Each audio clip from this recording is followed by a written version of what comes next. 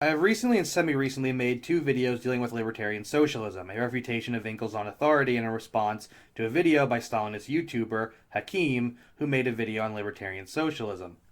I have been asked, both politely and not so politely, to outline the libertarian approach to social revolution, where class struggle transforms capitalist society into socialist society.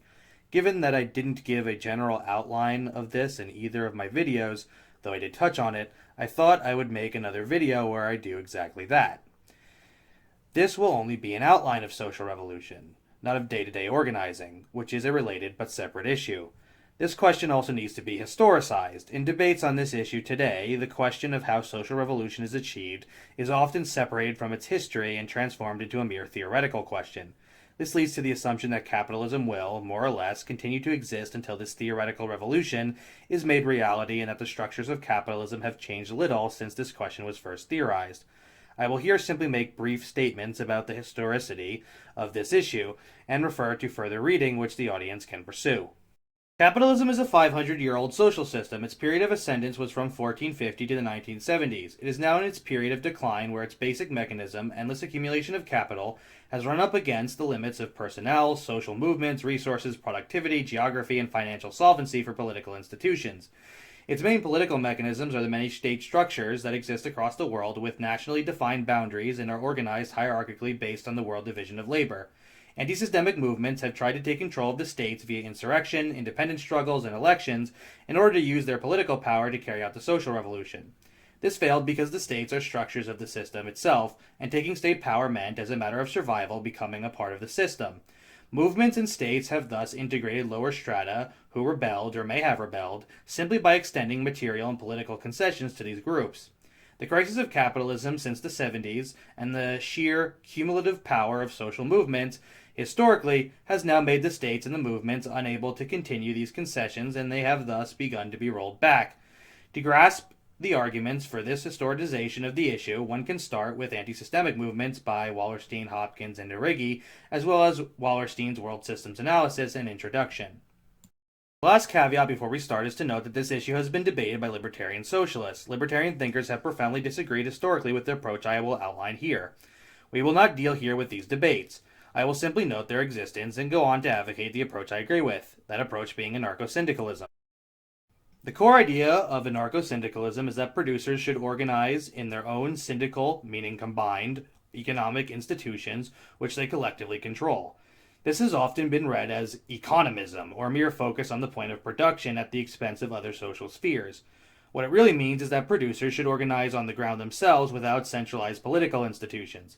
In the Spanish Revolution, not only did the anarcho-syndicalist movement organize worker control in industry, but also in agricultural collectives for peasants.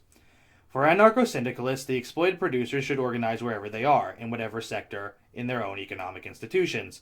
Such institutions, when applied to the urban proletariat, have been revolutionary syndicalist unions.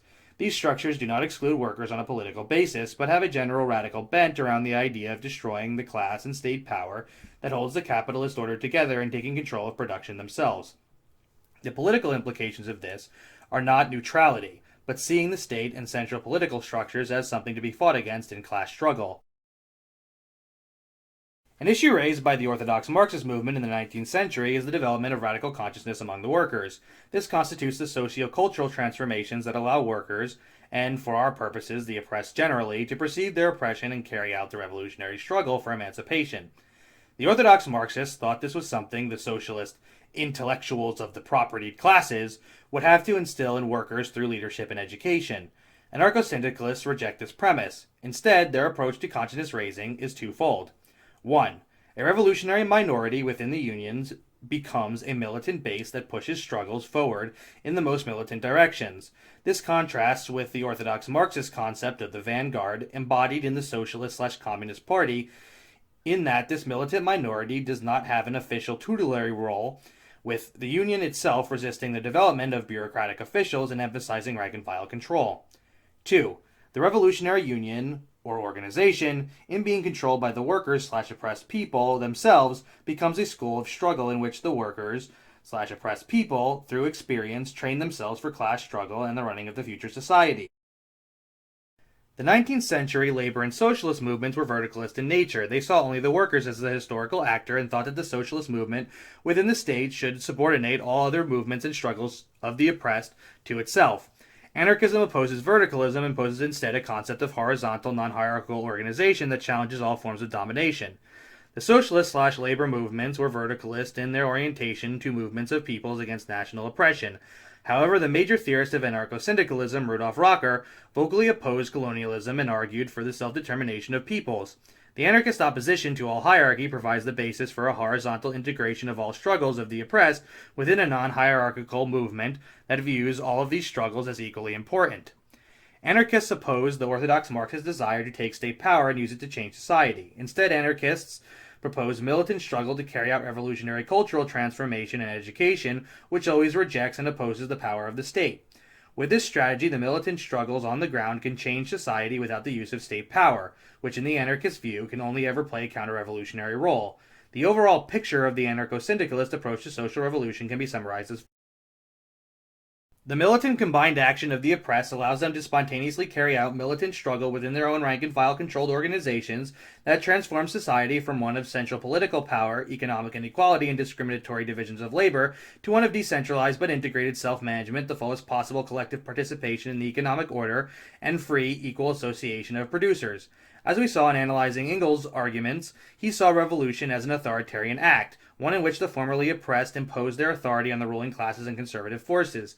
Libertarian socialists simply disagree. There can be no abolition of division of society into classes without the immediate struggle against all central authority. Revolution is thus the destruction and negation of all coercive power, and not the construction of the people's stick. If you like that video, you can support me by checking out my Patreon or PayPal in the description, also in the link section on my channel. You can watch some more videos like the one that will appear at the end here. Or you can go look at my blog, which is also in the description and in the links section of my channel. Yeah, thanks for watching.